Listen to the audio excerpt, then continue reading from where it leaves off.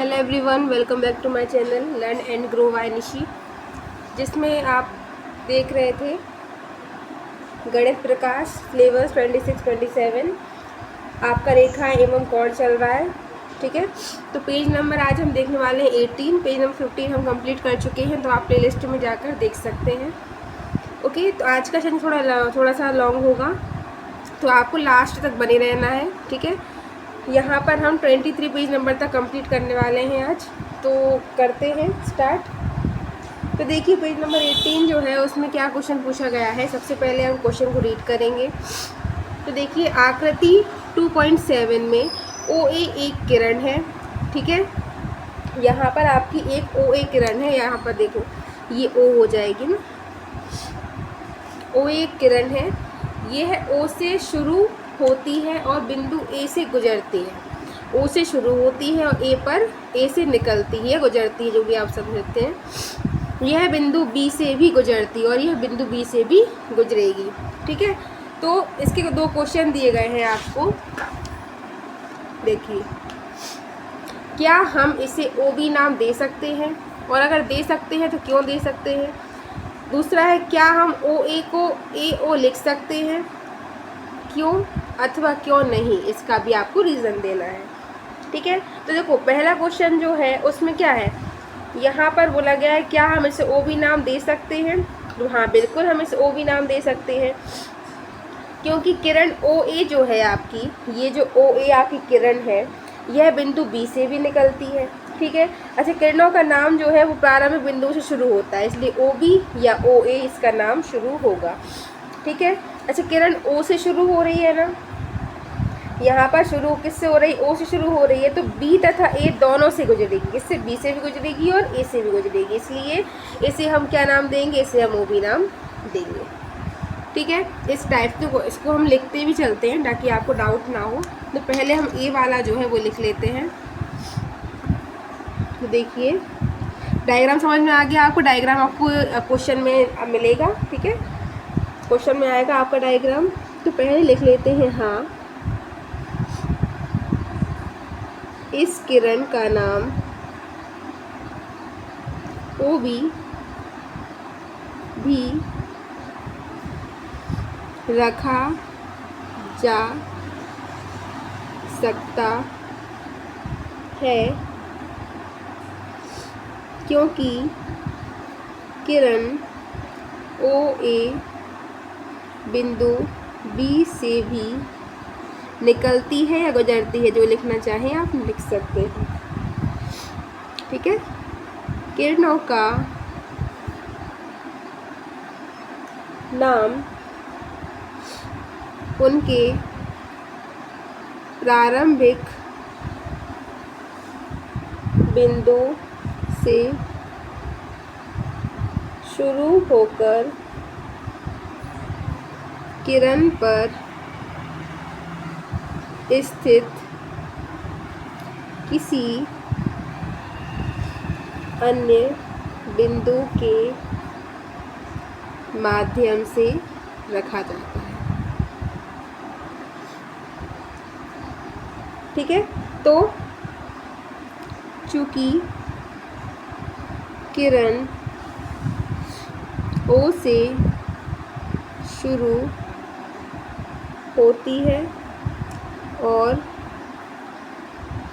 B तथा A दोनों से गुजरती है, इसलिए हम इसे OB भी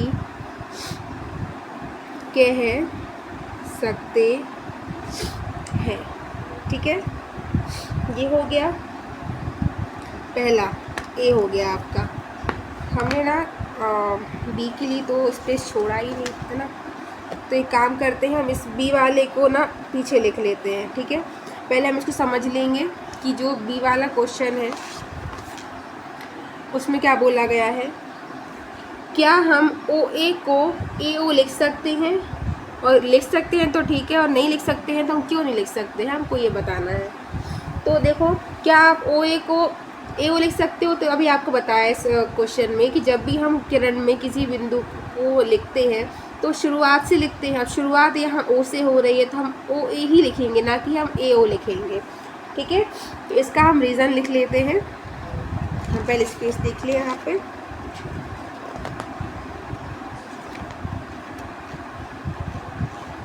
ठीक है, यहाँ पर स्पेस है तो हम स्पेस में लिख लेते हैं। ठीक है, तो देखिए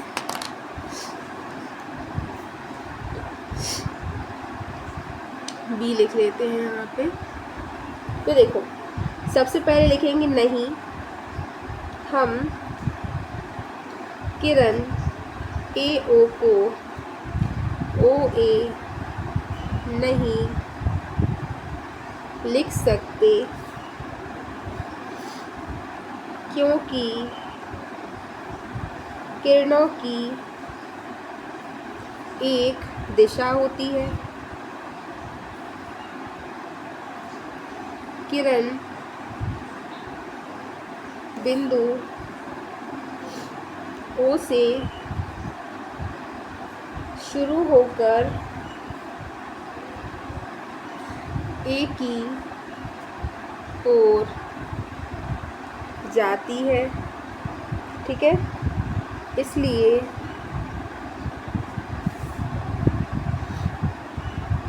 किरण ओ ए ओ से ए की ओर दिशा को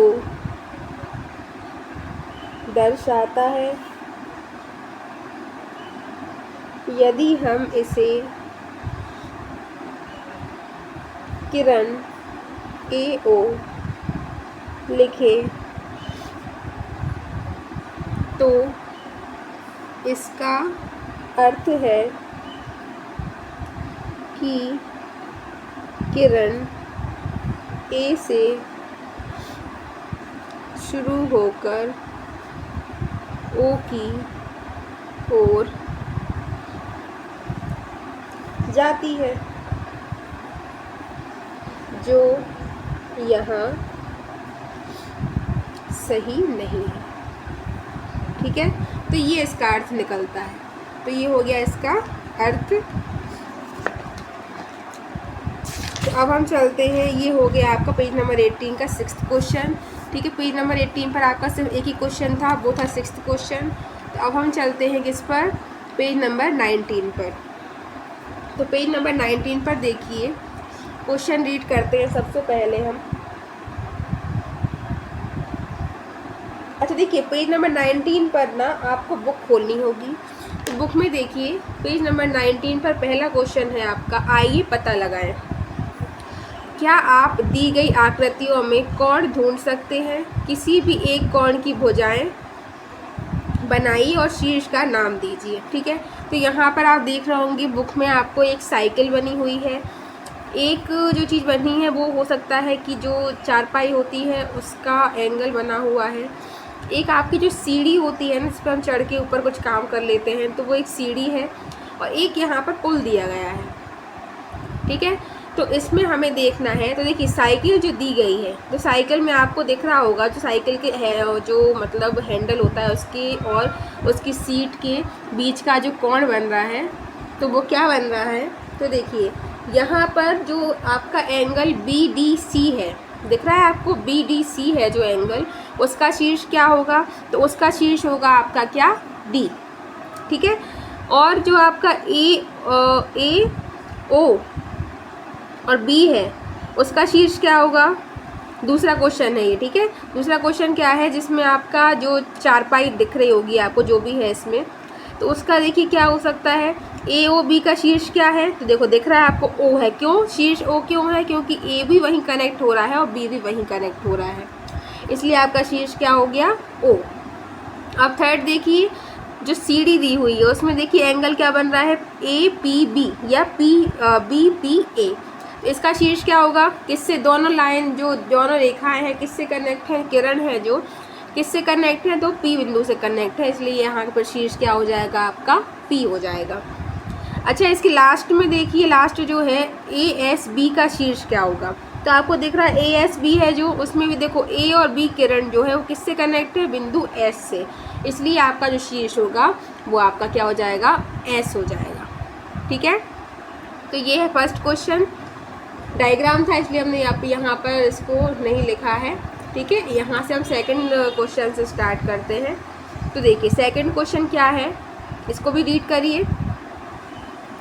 भुजा एस टी और भुजा एस आर को चिन्हित करते हुए आपको एक कोण बनाना है। ठीक है, तो आपको एक कोण जो बनाना है, हम वो कोण बना लेते हैं। पेंसिल वगैरह आपके पास रखी होगी तो आप रखिए अपने सामने। तो देखिए यहाँ पर हम क्या करेंगे, एक रेखा ले लेंगे।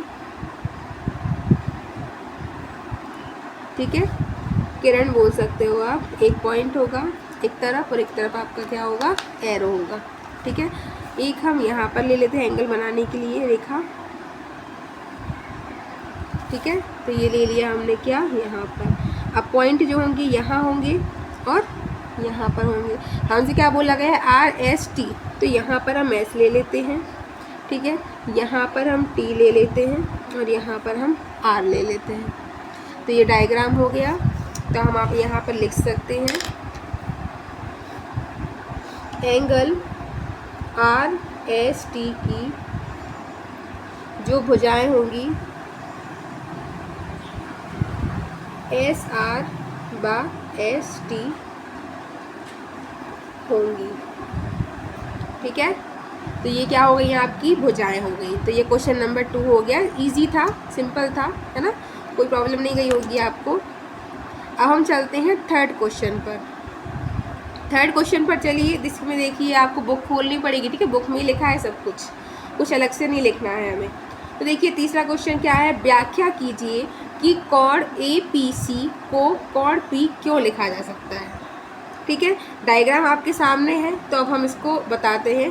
जो बिंदु P है आपका, P पर एक से अधिक कोण है। अब ये आपका जो बिंदु P है, इस पर देखिए जरा कोण कितने बने हुए हैं, A P B, B P C और ए पी सी, 3 एंगल बन रहे हैं ना। अब आपको लगेगा कि P बीच में क्यों आ रहा है। जब भी हम किसी एंगल को लेते हैं ना, तो हमेशा जिस एंगल की बात हो रही है वो बीच में ही आएगा। A P B, B P C और ए पी सी, इस टाइप से याद रखना है आपको। ठीक है, इसमें कुछ नोट डाउन करना है तो लिख लीजिए आप। तो बिंदु P पर एक से अधिक कोण बन रहे हैं, जैसे अभी बताया आपको, angle A P B, angle B P C एवं एंगल ए पी सी। ठीक है, इसलिए हम एंगल ए पी सी को केवल एंगल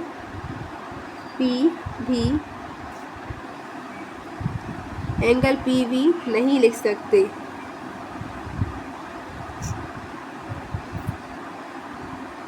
ठीक है, अगर सिर्फ ये बन रहा होता तो चल जाता आपका काम, लेकिन यहाँ पर क्या है, अकेला हम एंगल P नहीं लिख सकते, हमें 3 एंगल दिए हुए हैं, तीनों के हमें नाम लिखने पड़ेंगे। ठीक है, अब चलते हैं हम क्वेश्चन नंबर 4 पर। तो देखिए क्वेश्चन नंबर 4 क्या दिया हुआ है, नीचे दी गई आकृति में अंकित कोणों के नाम बताइए। यहाँ पर जो आकृति दी हुई है इसमें आपको जो भी कोण बन रहे हैं उसके नाम बताने हैं। तो क्या क्या कोण बन रहे हैं यहाँ पर देखिए, एक तो बन रहा है आपका, देखो एक ये बन रहा है ये वाला, तो ये क्या हो गया, क्यू टी आर या फिर आर टी क्यू, और एक पूरा बन रहा है, ये क्या बन रहा है, पी टी आर या फिर आर टी पी। तो हम लिख सकते हैं दी गई आकृति में अंकित कोण आर टी क्यू व आर टी पी है। ठीक है, क्या है यहाँ पर आपके दोनों एंगल बन रहे हैं, तो हमने ये दोनों एंगल्स के नाम लिख दिए। ठीक है, अब हम चलते हैं क्वेश्चन नंबर 5 पर।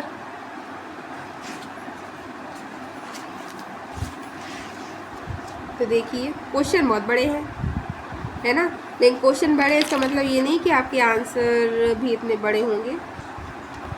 ठीक है, तो देखिए क्वेश्चन रीड कीजिए, आपकी बुक में देखिए। अपने कागज पर 3 बिंदु इस प्रकार अंकित कीजिए कि वे एक रेखा पर स्थित ना हो। ठीक है, कि वे एक ही रेखा पर स्थित ना हो। उन्हें ए, बी और सी से चिन्हित कीजिए। सभी संभव रेखाएं खींचिए जो इन बिंदु युग्मों से गुजरती हों।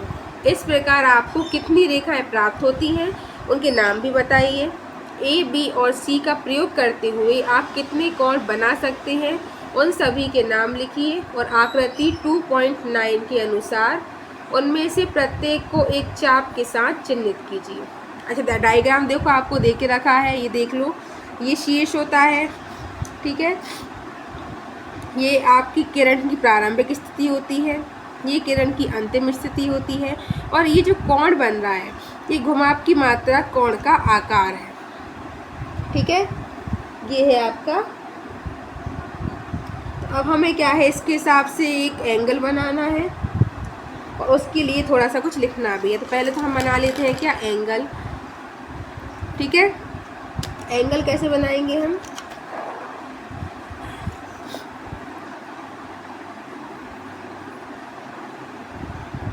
ये ले लिया हमने।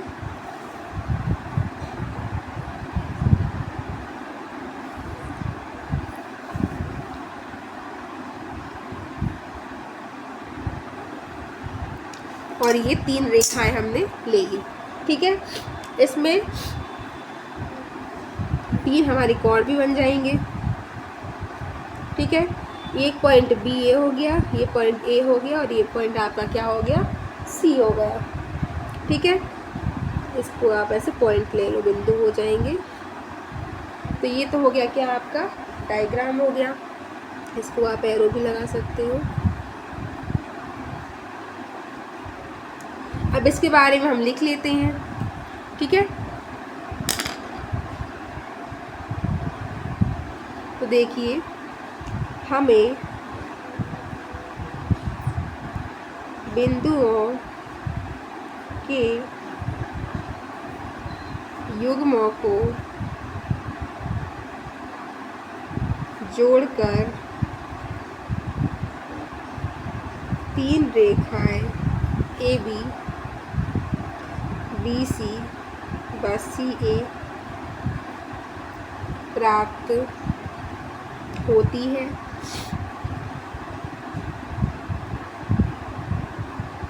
इन बिंदुओं का उपयोग करके 3 कोण, कौन से कोण मिलते हैं हमें, एक तो ए बी सी हो गया, एंगल ए बी सी, एक हो गया ए सी बी। ठीक है, एंगल ए सी बी बा कौन सा बचा है आपका, ए, मतलब एंगल सी ए बी। ठीक है, बनते हैं। ये आपके क्या बन रहे हैं, ये वाले आपके एंगल बन रहे हैं।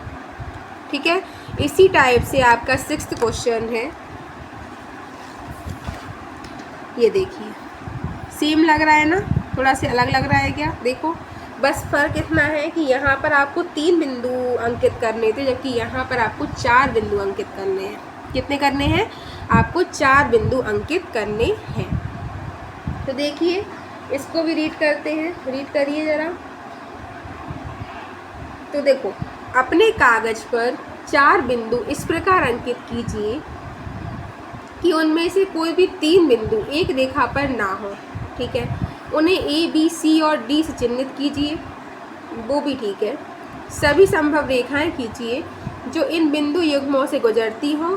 इस प्रकार आपको कितनी रेखाएं प्राप्त होती हैं, उनके नाम भी बताइए। ए बी सी और डी से कितने कोणों के नामकरण हो सकते हैं वो भी बताइए, उन्हें भी लिखिए और उनमें से प्रत्येक को आकृति 2.9 के अनुसार चाप द्वारा अंकित भी कीजिए। ठीक है, तो ये आपको करके दिखाना है ना। तो देखिए करते हैं, पहले डायग्राम बना लेते हैं। सब डायग्राम बनाया है यहाँ पर। आपने कोई भी एक रेखा ली इस टाइप से, ये आपने रेखा ले ली। ठीक है, ये रेखा हो गई आपकी। अब हमें 4 बिंदु लेने हैं। तो पहला बिंदु हम क्या करेंगे, यहाँ पर यहाँ से हमने कोई बिंदु ले लिया इस हिसाब से। फिर एक बिंदु यहाँ से कहीं से ले लो, ये बिंदु ले लिया हमने।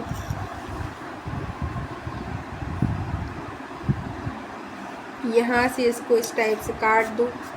ठीक है, तो ये काट दिया। ऐसे आप चाप से भी कर सकते हो और यहाँ से भी देखो। अब हमने ये रेखाएं, हम ये भी ले सकते हैं एक रेखा, ये।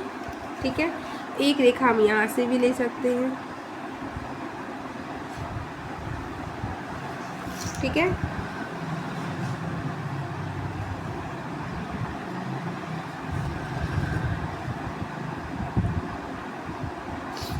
ये वाली रेखा हो गई। अब देखो, नाम दे दो आप इस पॉइंट को, ए दे दो, इस पॉइंट को बी, इस पॉइंट को सी और इस पॉइंट को क्या दे दोगे आप, डी।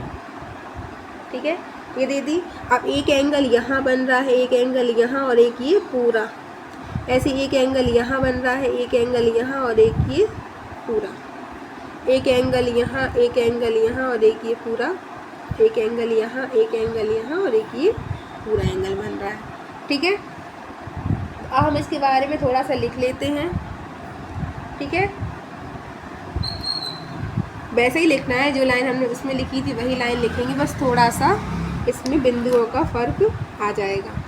तो देखिए, हमें बिंदुओं के युग्मों को जोड़कर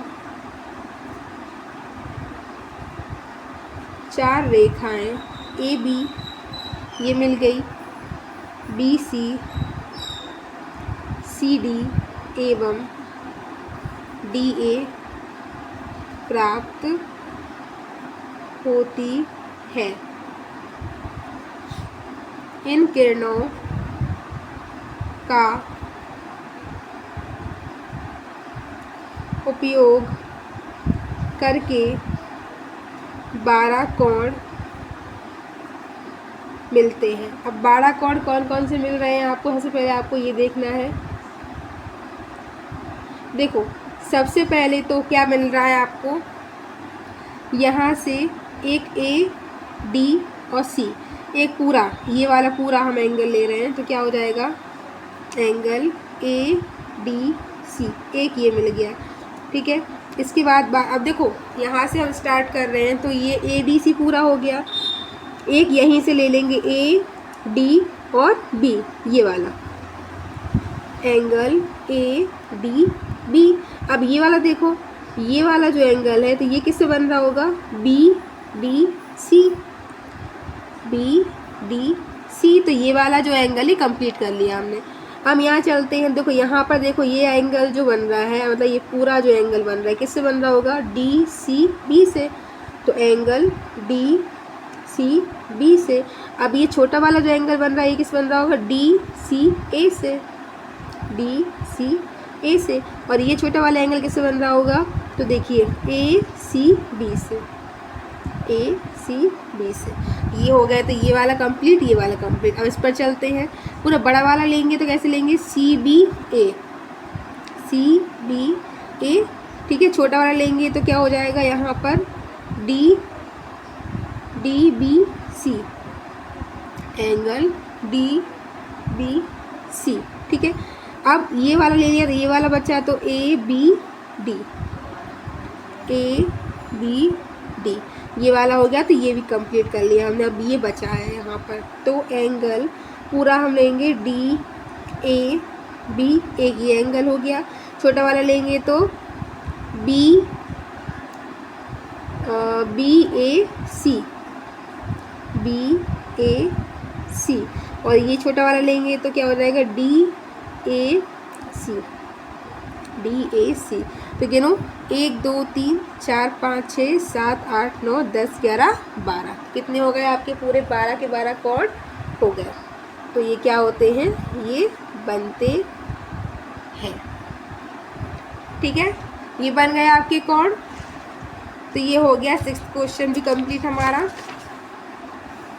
अब चलिए पेज नंबर 23 पर हम आ गए हैं। पेज नंबर 23 पर देखिए, 23 पेज नंबर पर क्या पूछा गया है, क्वेश्चन पढ़िए।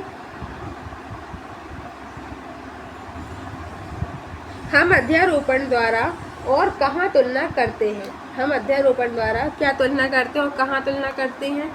तो देखिए, अध्यारोपण का उपयोग वास्तविक जीवन की वस्तुओं जैसे कैंची, प्रकार, अन्य उपकरणों में किया जाता है जिनमें कोण बनते हैं, और हम इन वस्तुओं से बने कोणों को एक दूसरे पर रखकर इसकी तुलना कर सकते हैं कि कौन सा कोण बड़ा है और कौन सा कोण छोटा है।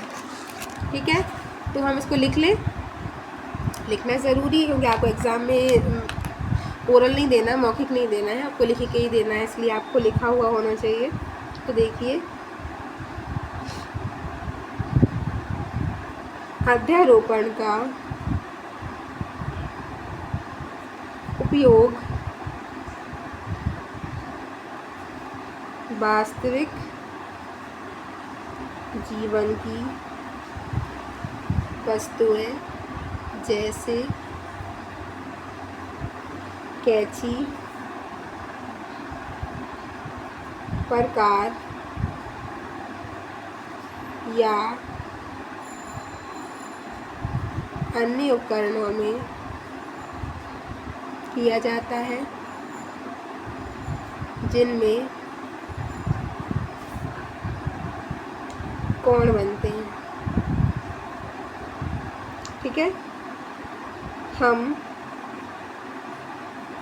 इन वस्तुओं से बने कोणों को एक दूसरे पर रखकर यह तुलना कर सकते हैं कि कौन सा कोण बड़ा है व कौन सा कोण छोटा है ना। ये देखो, तो ये डेफिनेशन आपको कैसी लगी? अब हम चलते हैं इसके बाद फर्स्ट क्वेश्चन पर, इसी पेज नंबर पर। जो फर्स्ट क्वेश्चन है उसको देखिए। तो आइए पता लगाइए, एक आयताकार कागज को मोड़िए। अब घुमाव के निशान पर एक रेखा खींचिए। जैसे ये घुमाव का निशान है, इस पर एक रेखा खींचना है।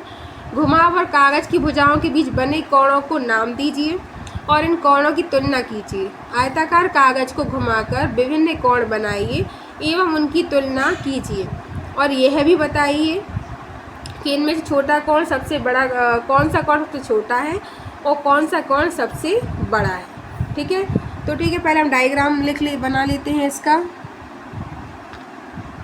पेंसिल देखो, तो यही बना लेते हैं साथ में। ठीक है,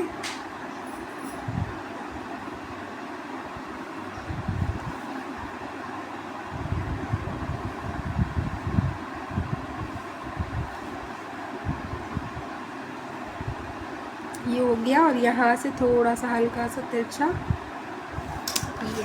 ठीक है, तो यहाँ पे हम नाम दे देते हैं पहले ए बी सी, और ये हो गया डी।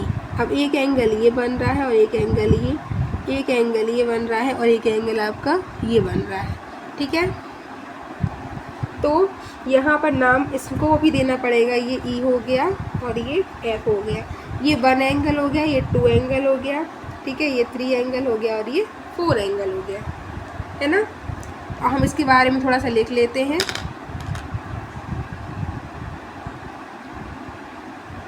मोड़ पर खींची गई रेखा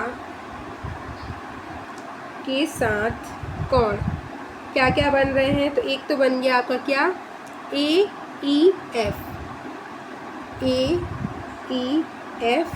अब क्या बन गया आपका एक और, यहाँ पर B E F, B E F, ठीक है। उसके बाद कौन सा बनेगा, D F E, D F E एवं एंगल फोर्थ कैसा बन रहा है आपका, फोर्थ को क्या लिख सकते हो आप, सी एफ ई है, ठीक है। जिन्हें क्रमशः 1 2 3 बार 4 से दर्शाया गया है, ठीक है। इसके बाद इनमें से एंगल ए ई एफ व एंगल सी एफ ई बड़े कोण हैं, जबकि एंगल बी ई एफ व एंगल डी एफ ई छोटे एंगल हैं, मतलब छोटे कोण है, ठीक है। तो ये है आपका फर्स्ट क्वेश्चन, ठीक है। इसके बाद हम चलते हैं सेकंड क्वेश्चन पर। अब सेकंड क्वेश्चन देखिए, सेकंड क्वेश्चन को हम रीड करते हैं। प्रत्येक स्थिति में बताइए कि कौन सा कोण बड़ा है और कौन सा कोण बड़ा है और क्यों है। तो देखो आपके सामने एंगल दिए हुए हैं और यहाँ डायग्राम भी दिया हुआ है। देखो इसमें हम देखते हैं फर्स्ट क्या दिया हुआ है, देखिए ए ओ बी। तो ए ओ बी मतलब ये पूरा ए ओ बी जो है ये बड़ा है, या फिर एक्स ओ बाय ये वाला बड़ा है। तो आप देख सकते हैं कि यहाँ पर जो है ए ओ बी बड़ा है, ठीक है। तो हम इसको लिख लेते हैं, एंगल ए ओ बी बड़ा होगा एंगल एक्स ओ वाई से। क्यों,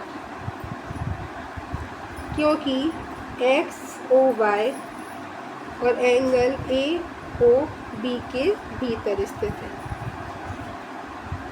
ठीक है। इसके अंदर है तो बड़ा हो भी नहीं सकता, छोटा ही होगा। अर्थात angle X O Y angle A O B से का एक भाग है, ठीक है। ये हो गया। अब बी वाला देखो, अब एंगल ए ओ बी या फिर angle X O B, X O B. अब ये वाला एंगल पूछा गया है और ये वाला एंगल पूछा गया है आपसे, तो तब भी क्या होगा, ए ओ बी के अंदर ही है ना, ये भी ए ओ बी ये है पूरा, और ये एक्स ओ बी पूछा गया है, तो वो भी अंदर ही है ना उसके, इसलिए वो भी बड़ा नहीं होगा। तो हम लिख सकते हैं एंगल ए ओ बी बड़ा होगा एंगल एक्स ओ बी से, क्योंकि X O B angle A O B के भीतर स्थित है, अर्थात angle X O B angle A O B का एक भाग है, ठीक है। उसके बाद देखो सी नंबर पर चलते हैं। अब बोला गया है एक्स ओ बी या एक्स ओ सी, मतलब यहाँ पर अब क्या बोला गया, एक्स ओ बी बड़ा है या फिर एक्स ओ सी बड़ा है। अब इसके बारे में बोला गया है, तो देखिए दोनों ही इक्वल होंगे, क्योंकि दोनों एक ही रेखा पर बी भी बन रहा है और एक ही रेखा पर सी बन रहा है। तो एंगल एक्स ओ बी बराबर होगा एंगल एक्स ओ सी, क्योंकि दोनों कोण समान किरणों से या पर बने हुए हैं। ठीक है, तो अब हम चलते हैं लास्ट क्वेश्चन पर, जो है इसका 23 पेज नंबर का। देखिए, अब देखिए यहाँ पर कौन सा कोण बड़ा है, एक्स ओ वाई या फिर ए ओ बी, और कारण भी बताइए। तो देखो डायग्राम आपके सामने है, तो हमें देखना है एक्स ओ वाई कहाँ है, एक्स ओ वाई यहाँ है और ए ओ बी यहाँ है। ठीक है, तो एंगल एक्स ओ वाई ही है ना। एक सेकंड, पहले हम इसको देख लेते हैं कि एंगल एक्स ओ बी बड़ा होगा एंगल ए ओ बी से, एंगल ए ओ बी से। ठीक है, क्योंकि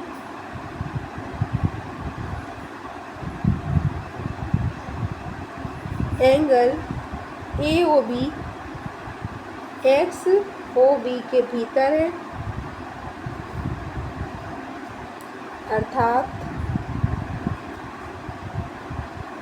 angle A O B X O B का एक भाग होगा। ठीक है, तो ये है हमारा थर्ड क्वेश्चन। तो आज हमने क्या कंप्लीट किया, 18 पेज नंबर से लेके 23 पेज नंबर तक के जो क्वेश्चंस थे वो हम कंप्लीट कर चुके हैं। अब इसके बाद आगे 29 पेज नंबर पर जो क्वेश्चंस है और उसके आगे के जो क्वेश्चंस है वो हम नेक्स्ट क्लास में डिस्कस करेंगे। तो अगर आपको वीडियो पसंद आया हो तो लाइक करें, सब्सक्राइब करें, शेयर करें, और कोई भी डाउट हो तो आप कमेंट कर सकते हैं। Thank you for watching.